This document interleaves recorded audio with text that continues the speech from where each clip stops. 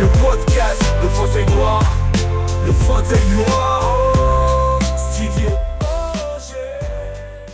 Et bonjour et bienvenue dans ce numéro 0 du Fauteuil Noir, le podcast du Studio OG, un podcast dans lequel on parle d'audiovisuel et de photographie appliqués au domaine de l'entreprise et du corporate. Donc ça va être communication publique, communication privée, etc. Pour ce premier numéro, je ne reçois pas d'invité, je vais m'exprimer et expliquer qui je suis, ce que je fais et comment je le fais. Pour ça, j'ai convié Matteo Simonti, mon alternant, qui va avoir le rôle de me poser des questions, et Johan, mon salarié, qui travaille actuellement en régie. Donc si on pouvait avoir une petite vue côté régie. Salut Johan. Donc Matteo, je te laisse commencer. Alors, tout d'abord, est-ce que tu peux te présenter ? Bien sûr, je peux me présenter. Je suis Olivier Gobert, photographe, réalisateur, directeur artistique et gérant du Studio OG, une petite agence de production audiovisuelle depuis 5 ans. Et à quel moment tu as découvert ta passion pour l'audiovisuel ou la photographie, et à quel âge ? Et surtout, est-ce que tu as commencé à te passionner d'abord pour la photo ou d'abord pour la vidéo ? Alors, historiquement, c'est compliqué parce que je suis fils de photographe, donc la photo, ça a été un domaine qui était présent dans ma famille depuis ma naissance. Après, il y a eu l'arrivée de Photoshop en 1997 sur PC, où ça a été un autre délire en termes de créativité, de possibilités qui était offerte par ce logiciel. Et donc, on s'était, avec des potes, on s'était vraiment mis à fond dedans. C'était vraiment quelque chose qui nous avait fasciné. Et donc, on prenait des photos, mais le seul but de ces photos, c'était de pouvoir les bidouiller. Donc, on bricolait des choses. Alors, on savait pas trop s'en servir, mais enfin, en tout cas, on avait vraiment bien compris et accepté les fonctionnalités de collage que ça impliquait. Et donc, c'est comme ça qu'on en est venu à pratiquer la photo. Et plus tard, en 2003, à l'arrivée d'Adobe Premiere sur PC, mon parcours est étroitement lié au développement de logiciels Adobe. J'ai eu un petit appareil photo dans la famille qui était un des premiers bridges qui permettait de faire des vidéos avec et des photos. Et là, l'image animée, ça a été vraiment une révélation. Je me suis mis vraiment à fond dedans. Au début, on a commencé à tourner des sketchs, des petites vidéos comme ça entre potes. Puis, on faire des montages de plus en plus complexes, découvert des effets spéciaux qui étaient carrément bancals. Donc, on en mettait des tonnes. C'était un peu n'importe quoi. Mais en tout cas, on a vraiment poursuivi là-dedans avec Sabrina. Et 20 ans plus tard, de fil en aiguille, c'est devenu mon métier, comme c'est le cas aujourd'hui. Justement, comment es-tu passé du statut de passionné à celui de professionnel dans le domaine de l'audiovisuel ? Et quelles sont les étapes clés de ton parcours ? Alors, les étapes clés, c'est... déjà, j'ai fait 10 ans en tant que salarié dans une grande entreprise. Sur lequel j'avais pas beaucoup d'ambition autre que simplement gagner ma vie. Et pendant toute cette période-là, plutôt que de partir en vacances ou de dépenser de l'argent dans des soirées entre copains ou des choses comme ça, on organisait de la production de petits courts-métrages, de mini-sketchs, sur lesquels on est consacré l'intégralité de nos week-ends avec Sabrina. Ça, c'était une sacrée phase. Donc au début, c'était vraiment des tout petits trucs sur lesquels on expérimentait un peu tout ce qui était possible. Et puis, de fil en aiguille, ça a fait parler. J'ai fédéré des gens autour de moi. Il y a eu de plus en plus de monde qui nous ont aidés. Et puis j'ai été contacté par des groupes qui faisaient de la musique. Donc on a commencé j'ai commencé à faire des clips, au départ c'était des clips de rap. Après je me suis orienté dans le métal parce que j'aimais beaucoup le métal. J'aime toujours d'ailleurs. Ça l'a dit. Et les clips faisant aussi parler d'eux, montrant un peu l'environnement externe qu'il pouvait y avoir sur la ville, ça a augmenté ma notoriété et j'ai commencé à avoir des demandes et maintenant de vrais clients. Jusqu'en 2012 où là, ça a été le moment de faire une transition. Au début, pendant 1 an, j'ai été en auto-entreprise et en ayant toujours mon job à côté. C'était compliqué en termes de logistique, c'était compliqué à gérer d'avoir et un travail et un deuxième travail finalement à côté. Et puis 1 an après, sur un coup de tête, j'ai pris le parti de démissionner et de me lancer à mon compte. Donc ça a été difficile, très très difficile, parce qu'en plus j'étais vraiment pas prêt à ça. Quand tu as fait 10 ans en tant que salarié et que tu fais les choses pour ton plaisir, t'es pas dans une logique commerciale, t'es pas du tout dans une logique de démarchage, d'aller chercher du travail ou des choses comme ça. Et donc on a salement galéré. Ça a été vraiment une période compliquée, mais petit à petit le travail s'est développé jusqu'à de fil en aiguille, à force de rencontrer des gens, d'avoir du travail qui était vu, qui se développait, jusqu'à ce que ça devienne suffisamment important pour qu'on crée une vraie structure. Donc la SARL Studio G qui a été créée il y a 5 ans, et donc en décembre 2018. Et aujourd'hui, ça tourne comme ça et on est sur des projets de plus en plus importants et c'est carrément cool. Parce que du coup, sur le temps libre que tu avais en tant que passionné, c'est ce qui t'a permis de découvrir toutes les techniques et tout, qui a pu permettre de te lancer après en tant que professionnel. C'est ça, c'est parce qu'en fait, moi, je partais sur un principe qui était bon ou pas bon, mais qui a le mérite d'avoir fonctionné. Je me suis pas lancé dans une démarche de je me lance et j'apprends à faire après. Je me suis vraiment lancé en me disant, d'abord j'apprends tout ce que je peux apprendre. Et une fois que je me sentirai prêt, je me lancerai à mon compte.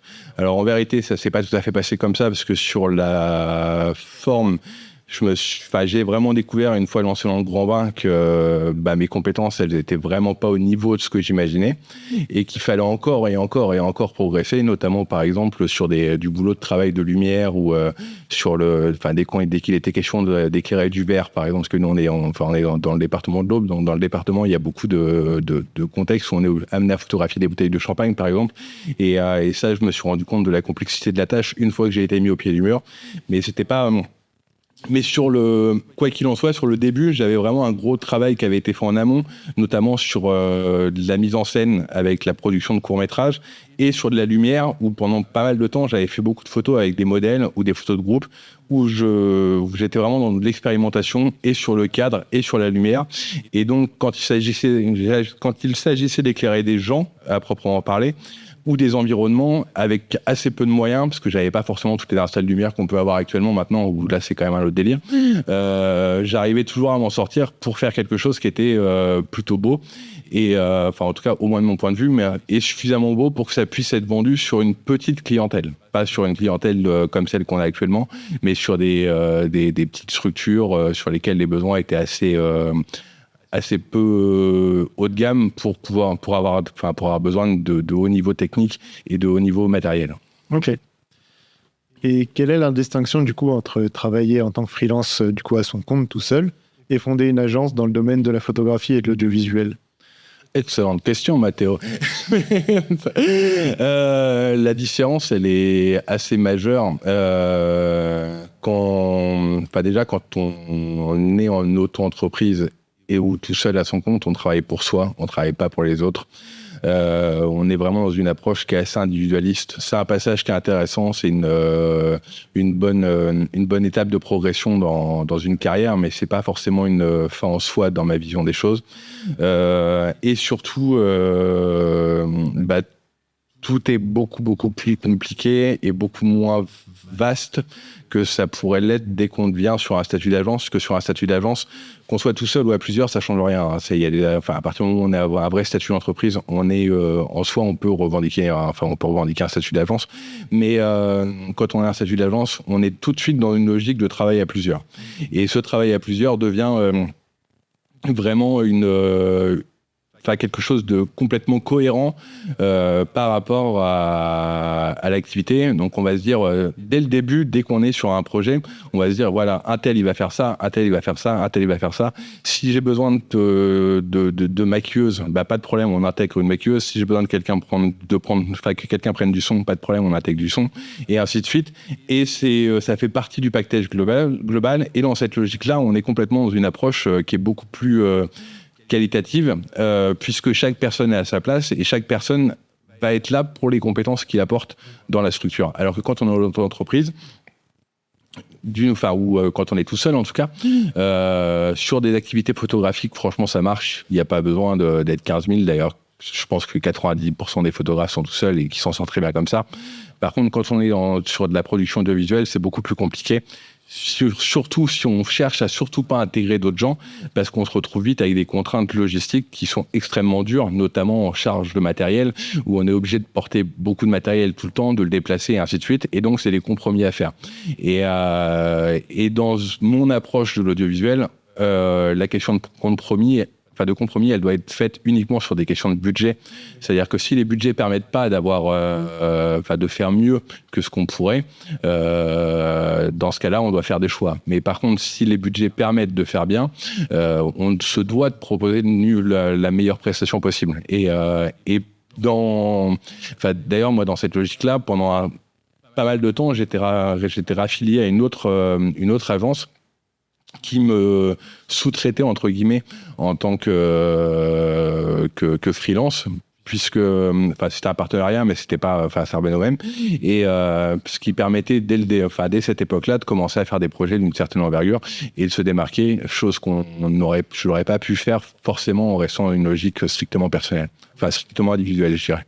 Ça permet aussi de faire du travail plus qualitatif, par exemple quand il est tout seul, prendre le son et filmer en même temps.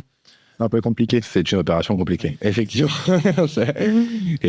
Mais tout est compliqué, parce qu'en fait, même sur par exemple, énormément de fois sur des photos, je me suis retrouvé à faire des prises de vue avec des lumières qui venaient d'au-dessus.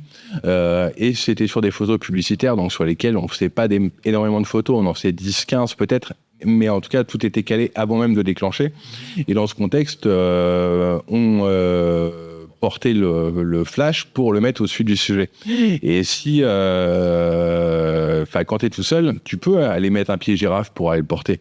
Mais au final, ça prend plus de temps. Ça prend le temps d'installer le pied girafe, de mettre la softbox ou le bol beauté pour aller le placer au-dessus, trouver le bon équilibre, placer la personne en conséquence, et ainsi de suite. Tout devient plus compliqué. Et quand tu te retrouves dans un travail d'équipe, comme ce qu'on avait pu faire sur les photos des pompiers, tu perds pas de temps avec ce genre de choses. Et tu as le temps de te concentrer sur autre chose, sur ce qui est beaucoup plus, sur ce qui compte en fait, c'est-à-dire sur l'agencement de l'espace, sur la façon dont les gens vont se positionner, et ainsi de suite. Donc moi je suis un pro, totalement partisan de l'équipe, y compris d'ailleurs dans l'absolu sur la photo. Je trouve que tout est tellement plus facile et finalement.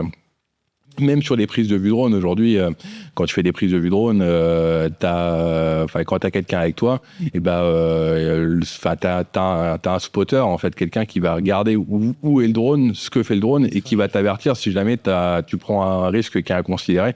Alors que quand t'es tout seul, t'as toujours un peu et la tête en haut et la tête en bas, c'est compliqué quoi. Donc je pense qu'on est sur des métiers où finalement le collectif est extrêmement important et utile. Mais par contre, quoi qu'il en soit, il faut un porteur de projet. Et j'aime ce statut. Et du coup, qu'est-ce qui te motive dans ce domaine et pourquoi tu as persisté malgré les défis que tu as pu rencontrer ? Alors, ce qui me motive, c'est que ça, c'est juste évident. C'est un boulot dans lequel j'ai une liberté créative considérable, particulièrement dans ma position de gérant d'une petite agence. Je travaille en collaboration directe et très proche avec mes clients. Et j'ai quand même une très très grande liberté sur ce que je peux faire, même si on doit se conformer au cahier des charges de certaines entreprises selon des besoins assez spécifiques. Et la deuxième raison, c'est qu'on a un boulot qui est absolument jamais le même. Ce qu'on fait aujourd'hui, on le fera pas demain. Ce qu'on fera demain, on le fera pas non plus après-demain. Et ça, c'est extrêmement varié. C'est extrêmement varié sur un point de vue géographique. C'est extrêmement varié sur un contexte. On peut faire des choses dans l'industriel, on peut faire des choses dans des musées, on peut faire des choses pour des organismes touristiques, pour des organismes publics, pour de la grande distribution, et des domaines où tout le mode de fonctionnement, toute l'attente, toute la technique est foncièrement différente d'un jour à l'autre, et en plus avec une dispersion géographique qui peut s'avérer extrêmement importante, parce que même si dans mon activité le travail reste très concentré sur le département de l'Aube, ça nous est arrivé de partir un peu partout en France et même également à l'étranger en Europe, quoi. Donc là-dessus c'est absolument génial, et pour rien au monde je ferai autre chose. Ça permet d'avoir une liberté et de casser la routine, quoi. C'est ça. Moi, il n'y a pas vraiment de routine, en fait. Mais c'est aussi le défaut, ça. C'est l'absence de routine, c'est un peu compliqué sur certains sur certains jours, mais c'est pas suffisant pour que ce soit démotivant. Au contraire. Et quelles sont tes principales considérations lorsque tu crées une image ou une vidéo dans un contexte de communication? C'est-à-dire, qu'est-ce qui, selon toi, fait une bonne vidéo ou alors une bonne image? Alors, la première considération, ça va être vraiment l'aspect, la définition de la cible. C'est-à-dire que la première question que je me pose et que je pose aux clients, c'est quelle est la destination de cette image, ou cette production, qu'est-ce qu'on va en faire et quel est son usage. Parce que selon les usages, on va avoir besoin de vidéos basiques ou de photos basiques. Sur d'autres images, on va avoir besoin de choses beaucoup plus haut de gamme, beaucoup plus qualitatives. Et clairement, ces notions-là deviennent très importantes en termes de temps de travail à y passer et par extension de budget. Donc ça, c'est ma première considération. Après, à titre personnel, j'accorde énormément d'importance au respect des perspectives et à l'aspect technique des choses. C'est-à-dire qu'on soit sur de l'image basique, même du reportage, je dirais, une lumière qui est pas bonne, c'est un problème, c'est un vrai problème. Un cadre qui est pas bon, c'est un vrai problème. Et encore plus d'ailleurs au niveau photo qu'au niveau vidéo, puisque dans un contexte de vidéo, on peut se permettre d'avoir des cadres un petit peu aléatoires. Au contraire, même ça humanise les choses avec par exemple des plans en caméra épaule, des choses comme ça. Alors qu'en photo, un cadre qui est mal fait, par exemple, si je sais pas si on peut voir ma main là. Voilà.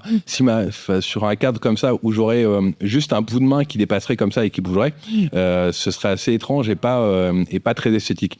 Et ça en vidéo c'est acceptable, en photo ça ne l'est pas. Et donc je suis figé. Voilà, comme c'est figé, tout se doit d'être vraiment impeccable. Et même sur des petites prestas, c'est des points sur lesquels je suis assez, très regardant. Après il y avait une deuxième partie dans ta question, mais je m'en souviens plus. Ouais. C'était qu'est-ce qui selon toi fait une bonne vidéo ou une bonne image du coup? D'accord, donc bon, ça se relie. Alors une bonne vidéo déjà.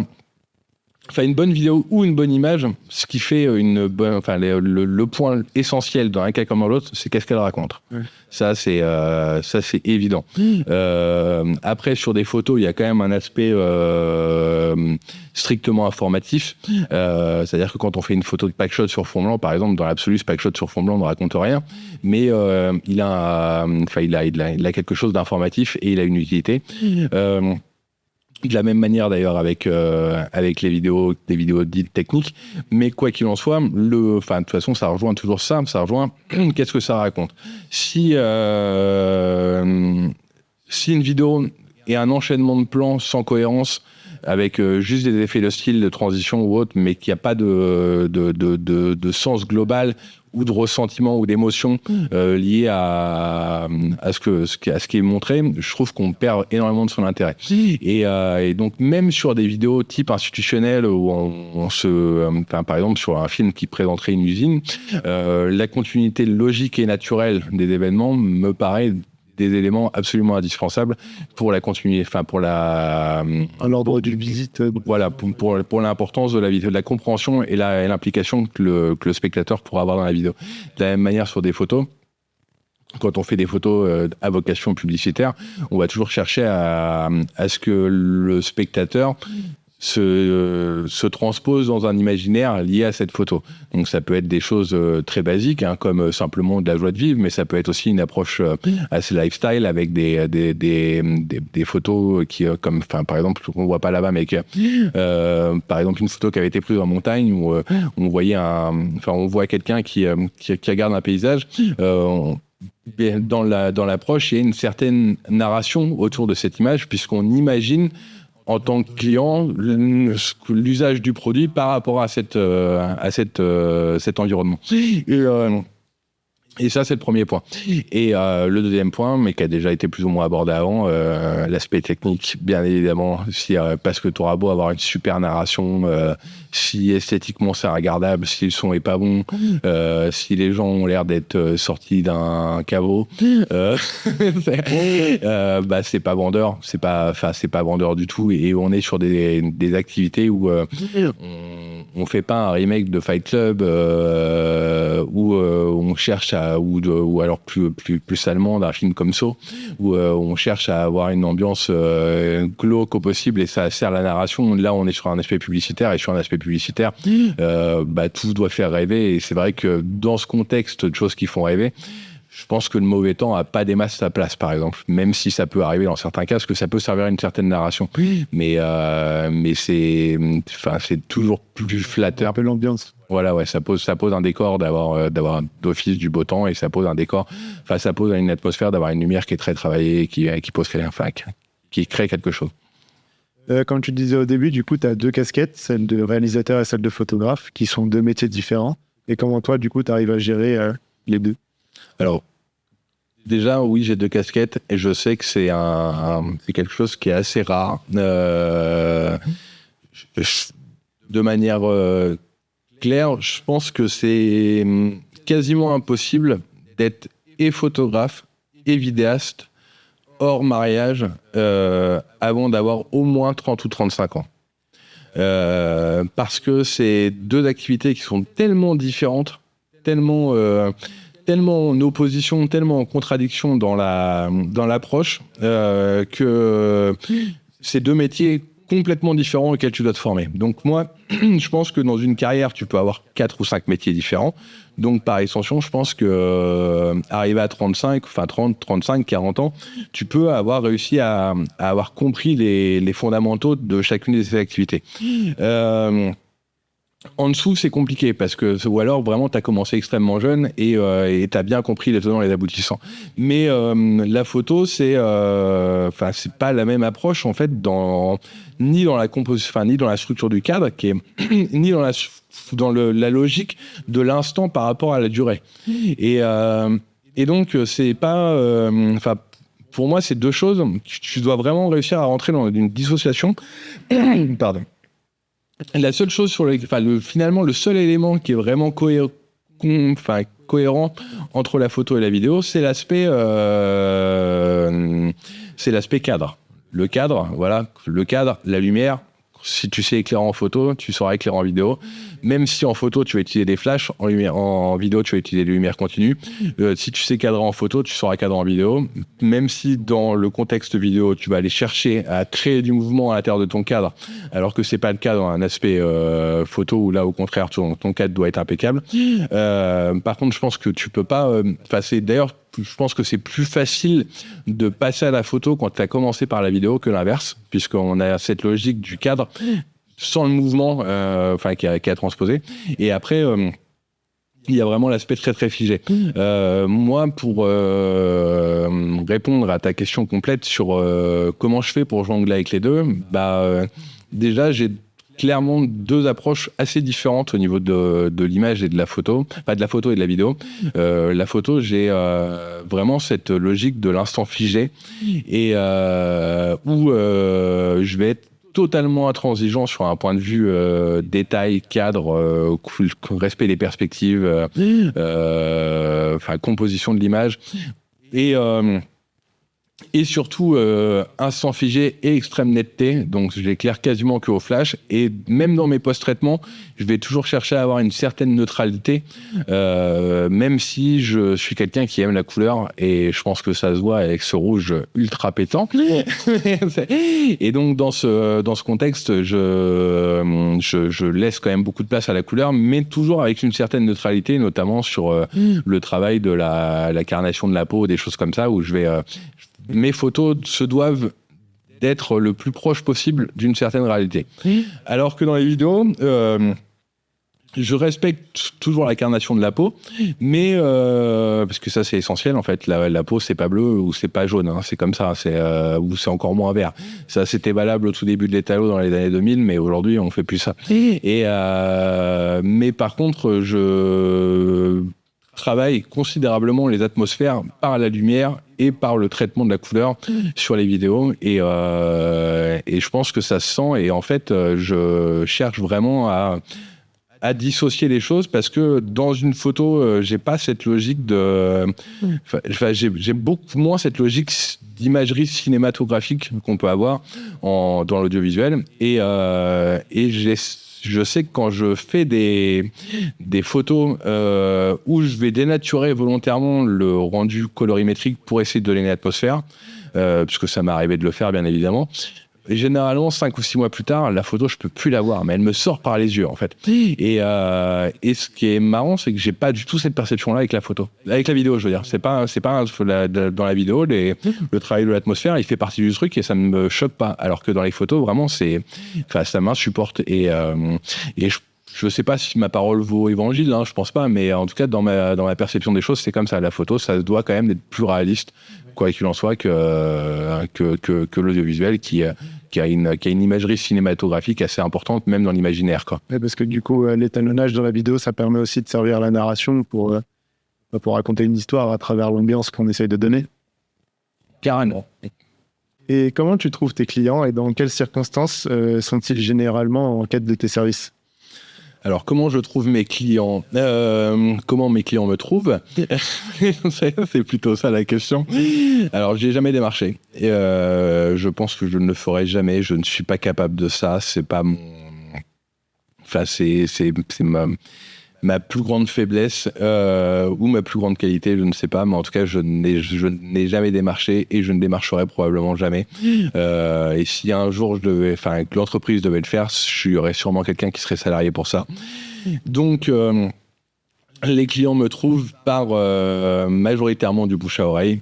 Parce qu'en fait j'ai la chance d'avoir un travail qui est très public par les entreprises pour lesquelles je travaille, mais surtout par les institutions. Quand on travaille pour le département de l'Aube, pour les offices de tourisme, pour l'office du tourisme de Troyes, des Grands Lacs ou autres, l'agence départementale du tourisme, le travail est visible partout et c'est des gens qui respectent particulièrement le crédit, donc c'est hyper bien. Et donc on se retrouve avec un travail qui est vu à échelle locale ou plus largement constamment en fait. Donc on a la chance dans le domaine de l'audiovisuel d'avoir un boulot qui se communique tout seul, sur lequel on n'a même pas besoin de faire de pub ou quoi que ce soit. Parce que tout le monde le voit. Après, j'ai un site web sur lequel je travaille beaucoup, où on travaille beaucoup, et donc qui est plutôt assez référencé dans le domaine de l'audiovisuel. Et puis, il y a bien évidemment les réseaux sociaux. Après, moi, je me suis vraiment focalisé sur LinkedIn depuis quelques temps. Pendant un temps, j'étais sur Facebook. J'ai essayé un petit peu Instagram, mais je suis pas très fan en fait. Je trouve que ça prend beaucoup de temps et objectivement le seul qui actuellement me plaît c'est LinkedIn et ou LinkedIn, je sais pas comment on dit, et qui plus est m'a rapporté une reconnaissance et une certaine notoriété et appuie vraiment l'offre de clientèle, donc c'est plutôt positif, mais c'est comme ça que ça se passe. Et après effectivement il y a aussi un point assez important, je fais de temps en temps pas mal de relations publiques. Je vais là où on m'invite et je parle avec beaucoup de gens parce que j'aime ça. Et donc je discute avec des gens, je noue des liens, les choses se créent comme ça. Et après, ils pensent à moi. Et dans notre domaine, tu penses qu'il est plus avantageux du coup de se spécialiser dans un domaine comme le BTP ou l'industrie, etc. Ou alors au contraire, de proposer une gamme de services qui est beaucoup plus large lorsqu'on démarre dans le secteur de l'audiovisuel? Alors ça, il y a deux écoles là-dessus qui sont assez en opposition. Moi, je n'ai jamais cherché à nicher. C'est pas un domaine, c'est pas quelque chose qui me conviendrait. J'ai trop de plaisir à découvrir les choses pour me focaliser sur un seul et unique domaine, quitte à ce que ça nuise un peu à la crédibilité de la structure parce que je me disperse dans tous les sens. Mais c'est pas grave, il y a des choix à faire dans la vie et ces choix, ça fait partie des choix où je préfère privilégier mon plaisir à faire que la segmentation. Donc je pense que si on est vraiment passionné par un autre domaine que l'audiovisuel et la photographie, c'est intéressant de se nicher parce qu'en plus, dans la mesure où on est passionné, on va exceller dans ce domaine et on va se faire remarquer pour ça. Je pense que si ce qui nous plaît, c'est avant tout de faire de l'image et de raconter des choses à travers ces images, dans ce cas-là, on va trouver sa satisfaction dans une multitude de domaines. Et là, il est préférable de se nicher, mais sur un segment de gamme. C'est-à-dire que l'audiovisuel ou la photo, c'est un milieu dans lequel tu as aussi bien des petits mecs qui vont vendre des prestations à 500 balles et qui valent pas grand-chose, et qui vont faire des petits reels de 3 minutes avec des effets de transition, tout ça, et sans grand intérêt, que des boîtes qui vont faire des vidéos à 100 000 ou 200 000 euros pour un 30 secondes avec des moyens astronomiques. Et en fait, ça, c'est vraiment des décalages qui sont considérables dans la perception et dans l'approche de la vidéo. Et moi, j'ai préféré me positionner sur un segment qui me permettait une rentabilité liée à l'activité pour pouvoir payer les salaires, parce que ça, c'est essentiel. Et le mien y compris, bien évidemment. Et surtout, qui me permettait d'avoir accès à des projets d'une certaine envergure, tout en ne perdant pas le contrôle. Parce que quand on est sur des projets de très très grande envergure, comme ces budgets à 200 000, 300 000 ou autres, dans ma position de réal, je perdrai le contrôle inévitablement. C'est-à-dire que ou alors je deviendrai simplement le mec qui chapeaute une grosse boîte de prod. C'est très bien, il en faut, hein, et encore, mais c'est pas, ou alors le mec qui fait le chef-op ou le mec qui fait le réal, selon les contraintes qui ont été imposées. Mais c'est pas ma vision et c'est pas ma volonté de travail, d'autant plus que moi j'accorde beaucoup d'importance à ma vie familiale et que ma vie générale, je dirais, et que ces projets-là d'une très très grande envergure ne sont pas accessibles dans un petit département. Donc il fallait trouver un segment, et moi je sais que j'ai préféré me positionner sur un segment où je fais des projets qui sont clairement les plus haut de gamme qu'on peut avoir sur le département de l'Aube. C'est toujours ça qu'on arrive à... Dès qu'on nous sollicite pour des projets sérieux, ça arrive tout le temps ici. Et alors, on les gagne pas tous, hein, mais enfin, en général, c'est quand même le cas sur la très, très grosse majorité. Et si on me propose des choses que j'estime très haut bas de gamme, si j'arrive pas à le cerner dès le départ, malheureusement, ça m'arrive de mal me positionner et de répondre à tort. Si on me propose des choses, et les choses très, très haut de gamme, on ne les propose pas. Mais voilà, pour répondre à la question de la niche, je pense que c'est les questions d'orientation finalement, soit de domaine, soit de niveau par rapport à ce qu'on sait faire et par rapport à ce qu'on a envie de faire. Après, ce qui peut être aussi compliqué, c'est si on s'enferme dans une niche et qu'on veut en ressortir, est-ce qu'on n'aura pas un manque de crédibilité ? Alors, je pense que qui peut le plus peut le moins, quoi qu'il en soit. Et nous, dans notre position,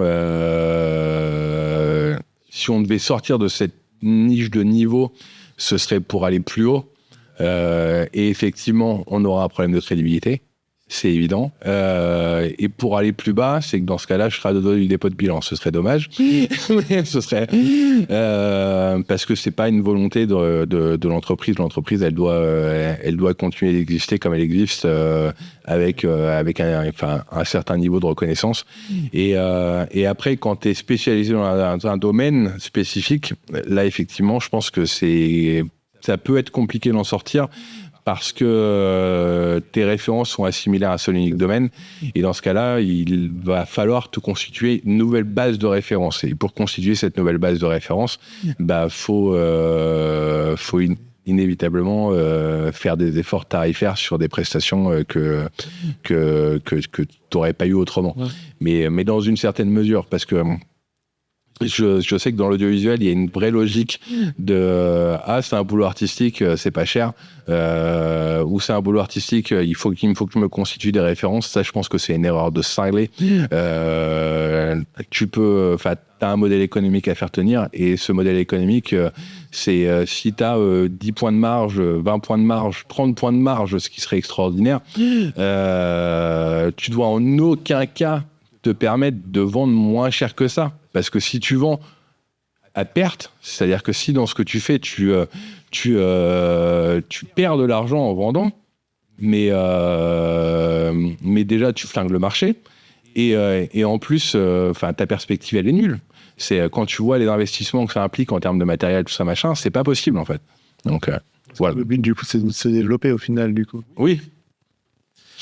Et est-ce que toi, dans ton rôle, tu préfères répondre précisément aux demandes des clients ou alors aussi, en plus de ce qu'ils te demandent, leur proposer des idées Alors ça, c'est clairement des questions de relation et de positionnement que tu as avec les clients. Je sais que sur des nouveaux clients, je répondrai toujours scrupuleusement à ce qu'ils me demandent, sauf si leur demande est clairement défavorable à la qualité du projet.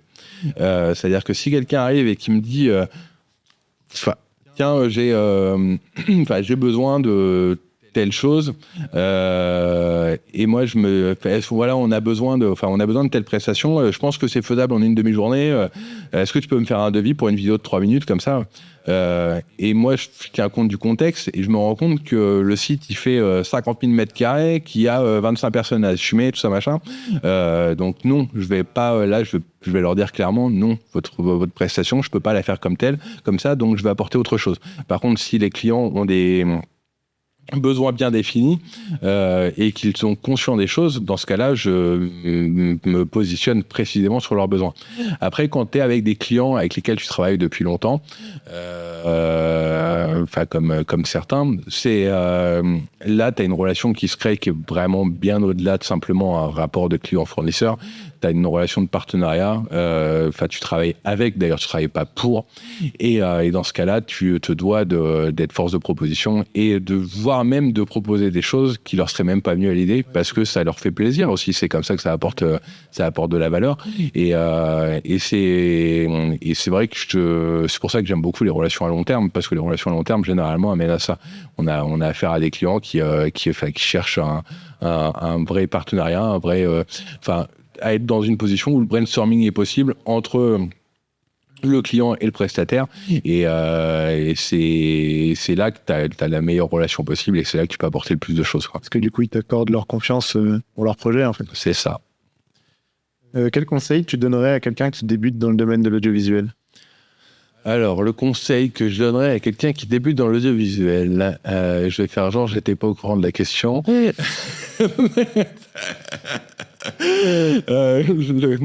conseil que je donnerais à quelqu'un qui débute dans l'audiovisuel, c'est que t'imagines pas arriver au bout alors que tu viens de débuter. Et travaille, t'as tout à apprendre. C'est un domaine extrêmement vaste. T'auras beau faire ça pendant 20 ans, au bout de 20 ans, tu te rendras compte que t'es toujours pas au bout de ce que tu dois savoir, et tu le sauras probablement jamais, et garde ça en tête, reste humble, et forme-toi en pratiquant beaucoup. Voilà.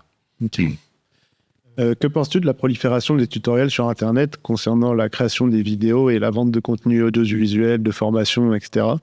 Et comment cela a-t-il changé le paysage professionnel depuis tes débuts ? Alors, à mes débuts, ça n'existait pas. Quand on devait apprendre quelque chose, il fallait expérimenter. Pardon. C'était pas simple. C'était quelquefois, on a passé des semaines juste, par exemple, à comprendre comment ça fonctionnait les images clés sur Adobe Premiere ou sur After Effects, alors que c'est la base.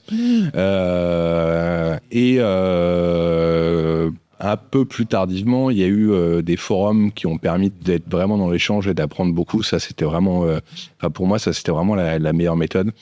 Les tutos, je suis assez défavorable à ça pour plusieurs raisons. Déjà, parce que je pense que quand tu fais un tuto, tu n'apprends rien. Tu te contentes de reproduire. Et quand tu reproduis, tu n'apprends pas quelque chose, tu fais le travail de quelqu'un d'autre. C'est-à-dire que si moi, aujourd'hui, je te dis, tiens, je vais te former à l'audiovisuel, je vais pas te former à l'audiovisuel, je vais t'apprendre à faire du studio OG. Ouais. Et donc, quand tu es dans cette logique-là, si tu prends des packs de lutte sur des réseaux, sur YouTube, ou si tu achètes les packs de lutte d'un tel ou un tel, tu vas faire des images comme un tel ou un tel. Si tu prends la formation vidéo d'un tel ou d'un tel, tu vas apprendre à faire le montage comme un tel ou un tel. Et, il va falloir que je boive. Du coup, au final, ça va créer une espèce de redondance dans le contenu qui peut être visionné, quoi.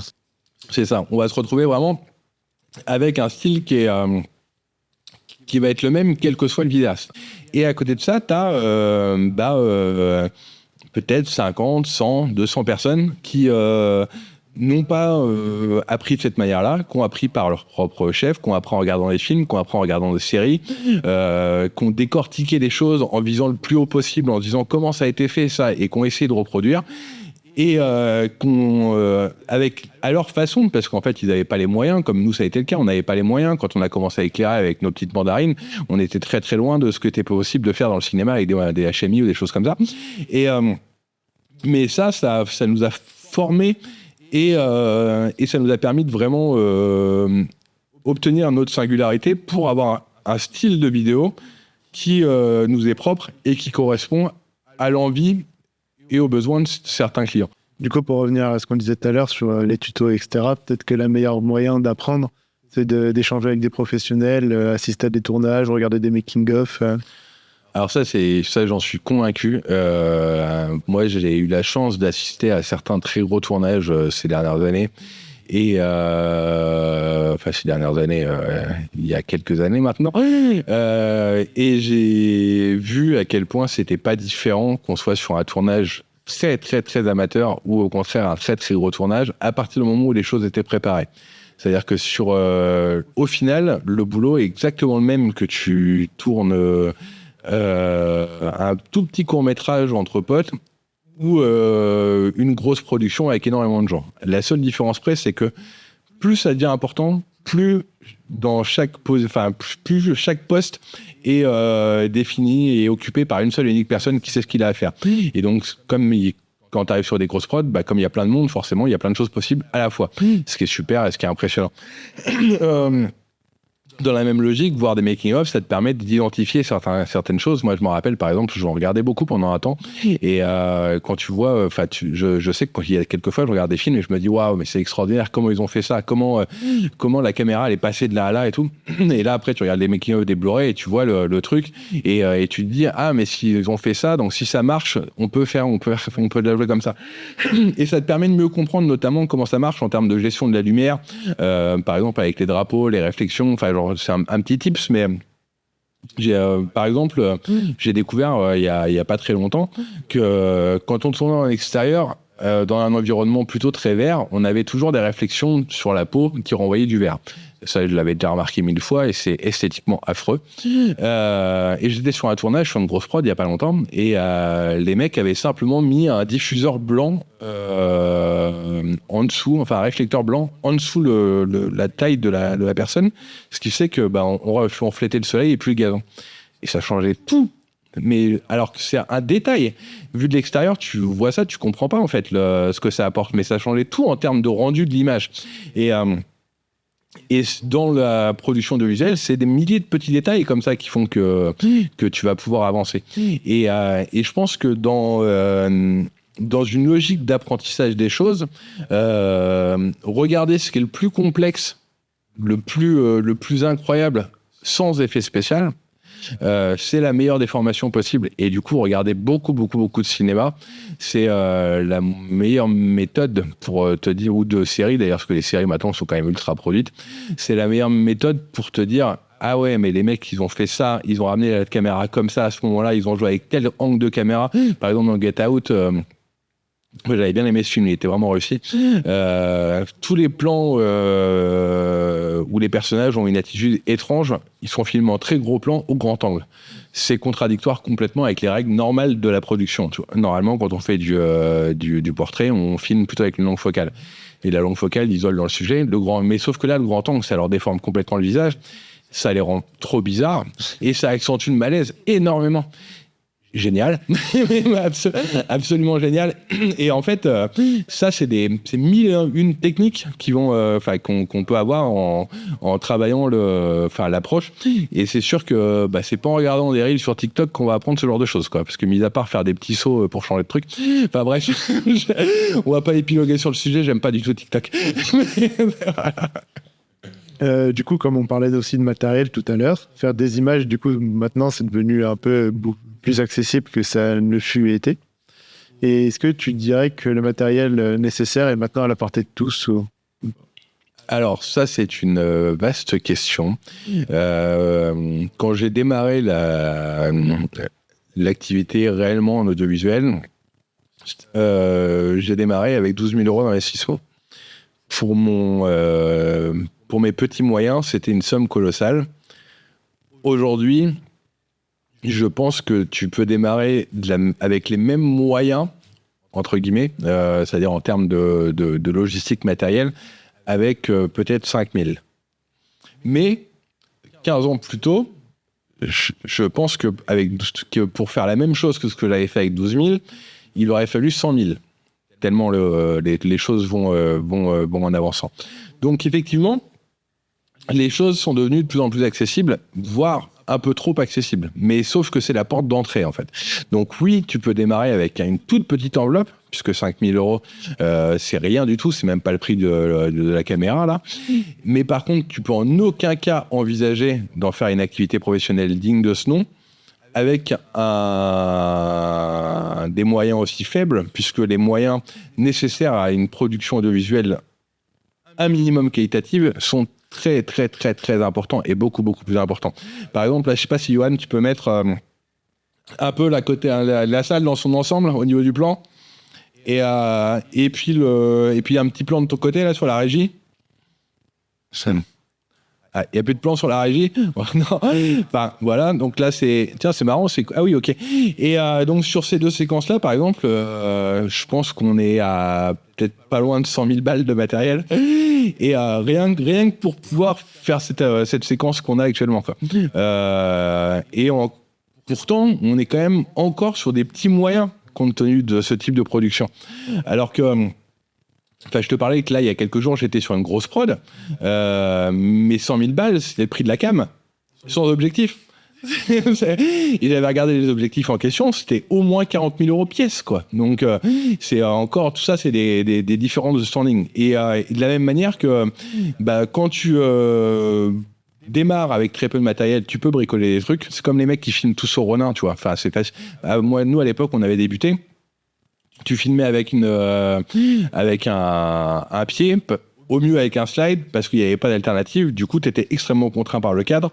Ça te permettait au moins de te focaliser sur sur l'esthétique des choses. Mais faire un plan en mouvement de quelqu'un, c'était quelque chose de très compliqué. Ou alors tu le faisais à l'épaule, mais tu avais toujours le ballon. Enfin, tu n'avais pas la fluidité des choses et tout. Maintenant, tu as des mecs qui font l'intégralité de leur film au Ronin. Donc, on va se dire, le Ronin, c'est absolument génial. Sauf que si c'était réellement génial, le cinéma aurait pris cette tournure-là. Le cinéma serait entièrement tourné au Ronin. Sauf que c'est absolument pas le cas. Pourquoi ? Parce que le Ronin, c'est une énorme solution de facilité et pour filmer, mais qui est tout sauf carré. C'est quand tu filmes au Ronin, quand tu filmes exclusivement au Ronin, tu fais un boulot bancal. Donc le Ronin, ça doit être le dernier recours dans tes choix de matériel lié à la production audiovisuelle. Si tu as besoin de faire un plan fixe, tu prends un pied. Si tu as besoin de faire un plan travelling, tu prends un slide ou un travelling. Si tu as besoin de prendre un plan drone, un plan grue, tu prends une grue. Si tu as besoin de faire un plan drone, tu prends une grue. Et voilà, et ainsi de suite. Et le Ronin, ça doit rentrer dans cette lignée-là. Le Ronin, ça doit être un moyen permettant de filmer quelqu'un qui passe d'un point A à un point B ou un mouvement de caméra à l'intérieur d'un bâtiment, mais pas à remplacer l'intégralité du reste. Et donc, je sais plus où je voulais en venir, mais donc on est dans une logique où oui, c'est très très accessible, c'est devenu extrêmement accessible. Par contre, dans l'absolu, si tu veux vraiment faire un boulot carré, si tu veux faire une vidéo sur pied, tu prends un pied. Et ainsi de suite. Tu vois, là, par exemple, sur l'exemple sur la vidéo là, on a, je sais pas si tu peux un peu zoomer, Johan. On a une caméra avec un trépied, avec une tête fluide. Donc une tête fluide, c'est une tête qui permet de faire des mouvements fluides sur des plans de caméra. Et en dessous, on a un appareil photo avec un pied photo et une tête micrométrique. C'est pas la même chose. On fait pas de vidéo avec un pied photo parce qu'un pied photo ne permet pas de faire de mouvements. Par contre, il te permet d'être très précis dans tes positions. Et un pied vidéo, ça permet de faire des vidéos, mais pas de photos parce qu'il n'y a pas de position verticale et c'est pas aussi précis dans son positionnement. Et en fait, tout ça, c'est mille et un détails, mais ces mille et un détails ont un impact considérable sur le rendu global de l'image. Et quand tu t'as vite fait de te dire on peut débuter avec un petit boîtier, un petit panneau de LED, ou 3 petits panneaux de LED Nowhere, tout ça machin. Sauf que le problème des petits panneaux de LED Nowhere, c'est que ça éclaire pas. Donc quand t'es dans un contexte de lumière où t'es complètement contrôlé comme on peut être ici où il n'y a pas de fenêtre, ça peut le faire. Par contre, ou alors si tu filmes de nuit. Par contre, si tu es dans un contexte où tu cherches à avoir vraiment un contrôle sur la lumière en parallèle de la lumière environnante, mais là, niveau puissance, tu es à des années-lumière de ce que tu as besoin. Et même nous, avec nos moyens, on est encore un peu léger, alors que pourtant, des lumières, tu le sais, ici, je sais même pas combien il y en a. Parce que du coup, chaque matériel a son utilité. C'est ça. Par exemple, le métier du bâtiment, un tractopelle ne va pas servir à faire ce que pourrait faire une grue. Ou une pelle. Ou alors vraiment à plus grande échelle, quoi. C'est exactement ça. Et du coup, tu sembles avoir une préférence pour les formats horizontaux plutôt que les verticaux, comme on a pu entendre tout à l'heure avec TikTok ou quoi.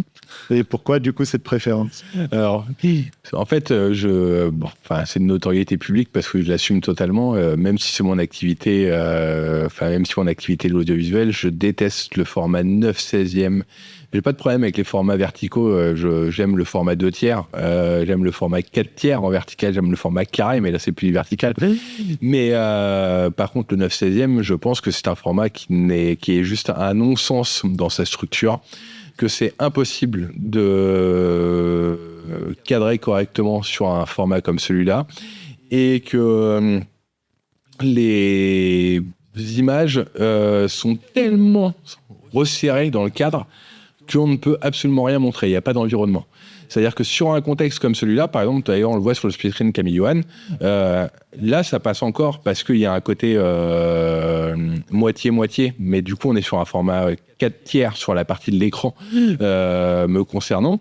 Mais sauf que, quoi qu'il en soit, dans le contexte d'utilisation, c'est bien, on me voit, il n'y a pas de souci. Mais par contre, l'image, elle raconte rien d'autre, puisque même la plante qui est à côté de moi, on la voit pas, en fait. Et, ou même mon super alien, on le voit pas. Et donc, je pense que les formats verticaux sont des formats qui sont adaptés à des déclinaisons de vidéos beaucoup plus importantes sur des reels pour teaser un petit peu certains éléments, mais que ça doit en aucun cas devenir une norme de production compte tenu de l'impossibilité quasiment totale de composition et de structuration de l'image à quelques détails près. Par exemple, je pense que si on fait une vidéo type packshot d'une bouteille, la forme de la bouteille est favorable au recours à un format vertical. Si tu fais une photo de la Tour Eiffel, c'est sûr qu'une photo de la Tour Eiffel, le sujet il est tellement imposant et tellement vertical que ça va coller. Mais même dans un contexte de simple interview, une vidéo verticale, tu vas cadrer en plan américain, tu vas laisser 1 mètre au-dessus de la tête, alors que c'est une norme de laisser une pomme au-dessus des têtes. Donc ton image elle est mal cadrée, elle est pas belle. Et puis surtout, ton image se contente simplement d'une information extrêmement réductrice à cette très faible largeur du cadre, alors que dans chaque plan, tu pourrais raconter beaucoup plus d'informations si tu étais sur un format plus large. Et donc non, je n'aime pas beaucoup le vertical. Et j'espère qu'un jour ça disparaîtra, mais j'y crois pas trop. Tendance, du coup, c'est en train de se développer. Si tu devais du coup donner un dernier conseil à un débutant, qu'est-ce que c'est? Alors, je l'ai plutôt déjà dit tout à l'heure, c'est travail, et forme-toi, apprends-toi par toi-même. Et apprends-toi par toi-même, ça veut rien dire. Apprends par toi-même, il n'y a que par la pratique, et par la pratique réelle, que tu pourras avancer. Et c'est en te plantant que tu deviendras meilleur, et pas en reproduisant ce que les autres font. Voilà. Et du coup, dernière question pour finir. Quel est ton point de vue sur l'utilisation de l'intelligence artificielle dans l'industrie de l'audiovisuel et de la photographie? Et est-ce que tu penses que dans ce contexte, il reste quand même de la place pour l'humain ou pas? L'intelligence artificielle, je vais faire bref parce que ça fait un moment qu'on a commencé. Je pense que c'est une révolution majeure, qu'il faut prendre le train en marche, c'est impératif, qu'on peut pas attendre que d'autres le fassent à notre place et qu'on n'a pas le choix, maintenant c'est là. Par contre, ça constitue évidemment un danger pour nos métiers, mais c'est très impersonnel au niveau de ce que ça génère. les images ou les textes générés intégralement sont très très standards, très conformes les uns aux autres. Et surtout, je pense que dans notre contexte, on doit utiliser l'IA pour gagner du temps sur notre travail, pour effacer des éléments, pour améliorer la qualité audio d'une vidéo, pour améliorer un cadre qui aurait eu un petit défaut lors de sa conception, des choses comme ça. Mais par contre, générer une image intégralement de A à Z, c'est perdre l'humanité. Et c'est vraiment dommage dans le contexte. Et donc, je pense que certaines boîtes finiront par y venir pour leur petite communication via les réseaux sociaux. Mais de la même manière que sur ce que je disais sur les gens qui feraient des tutos pour apprendre à faire de l'audiovisuel, l'IA, ça va être encore pire, parce que les images d'IA, c'est toutes les mêmes.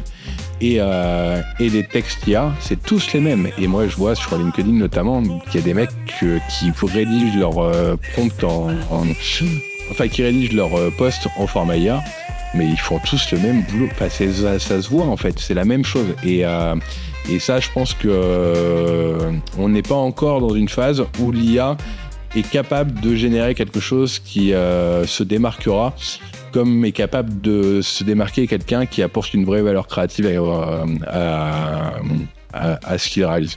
Et j'espère que ce sera jamais le cas.